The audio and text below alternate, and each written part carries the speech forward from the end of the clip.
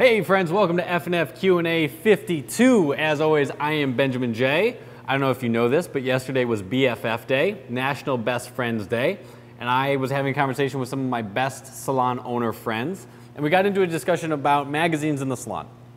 And we internally here had the same conversation, so I thought that I would share it with all of you. And that is, should you carry gossip or trash magazines? And my answer is, it all depends on the promise that you have made to your clients. For us, our mission statement that we tell everybody is to enhance people's lives, and the overall culture and experience that we're trying to give everyone is that one that is a positive one, right? We want it to be optimistic, we want to be encouraging, confidence building.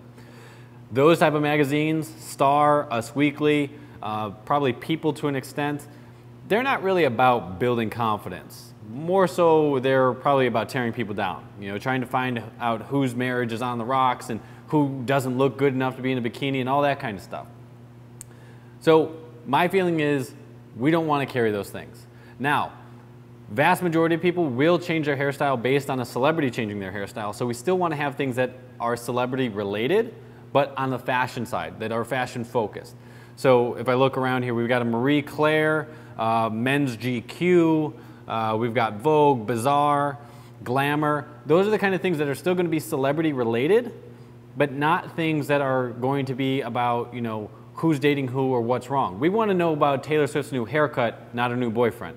And so I'm 100% in on making the guests happy. We're a service industry. We have to make the guests happy. We will honor anything that the guest requests as long as it fits our brand. If it changes our brand or changes our message, then it's not us, and this isn't the place for that. So if you guys are on the fence, just think about what your promise is and what your brand messaging is. With that, let's answer some questions.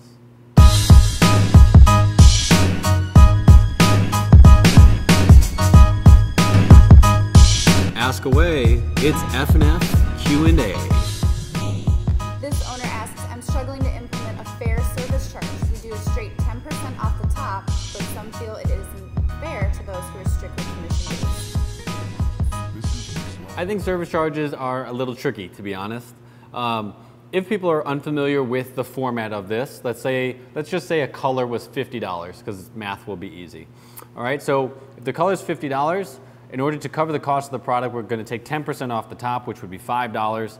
And so the stylists are going to make whatever their commission split is off of $45, not off of the $50. It is a separation of parts and labor. Some of you may be familiar with that. It's kind of the same philosophy that a mechanic works, where they get paid off of the service, not off the parts.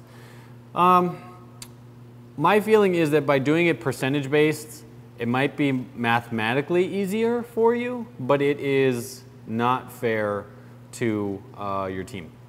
And the reason that I say that is if our beginning price point for a color is $50 and that $5 is going to go to cover the cost of the price, when they hit level 2 or level 3 and they move up to a $60 or $70 price point, they're now going to be charged more for that color, right? Because that 10% is going to move to $6 to $7, but the price of the product didn't actually change.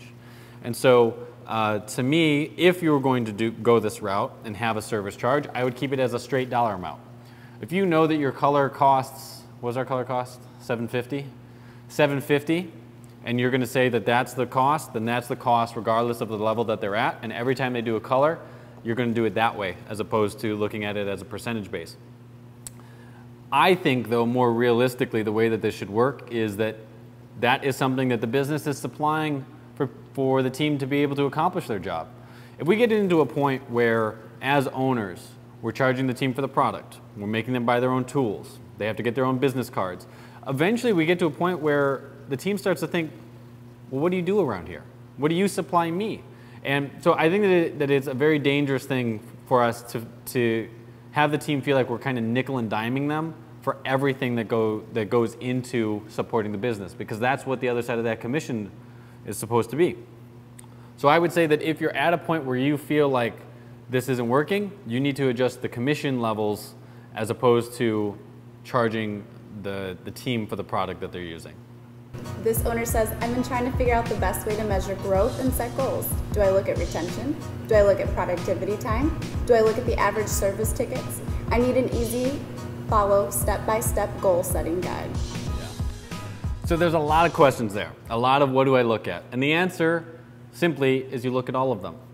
There is no one thing that you're going to be able to say if you only look at this, that's what you need to track in order to have your guests succeed. In terms of retention rate, yes, we have to watch our retention rate, because if we're constantly feeding a new stylist walk-ins, then if they're now coming back, something is broken, right? Either their skill set or the experience, something isn't working, and so we need to improve on that in order to see them grow. Productivity time. Yes, we want to see, are they busy? If they're retaining, then they should be busy. It's hard to set a goal for productivity time because everyone's pace is going to be a little different. And if I consistently have guests that are all haircuts, I'm obviously going to be able to fit more guests into my day, right? Might be able to do 8 haircuts in a day.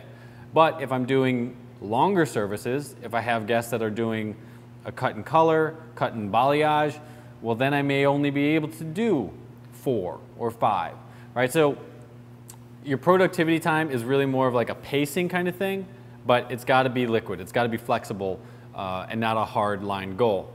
What was some of the other ones? Average service ticket. Average service ticket. With having an average service ticket, you're going to have to look at your menu,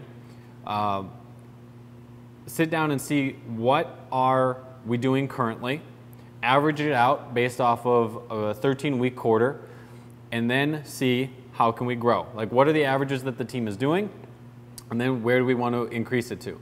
You want to set the bar above what just a haircut is. Like our haircuts, I've mentioned many times, they start at $50, but our first level goal is $65 per ticket.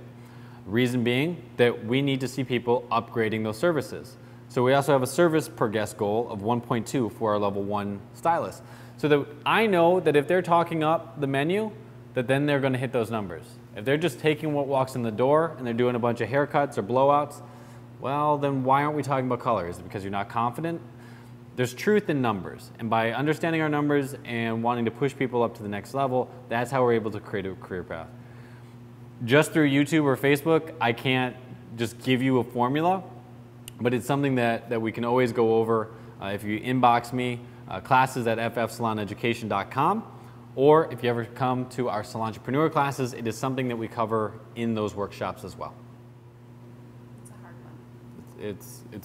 one. It's too detailed to answer broadly. Like there isn't a step-by-step right. Because if I say $65 per guest should be your first goal, well, if your haircuts are at $20, right, that's not happening. Right.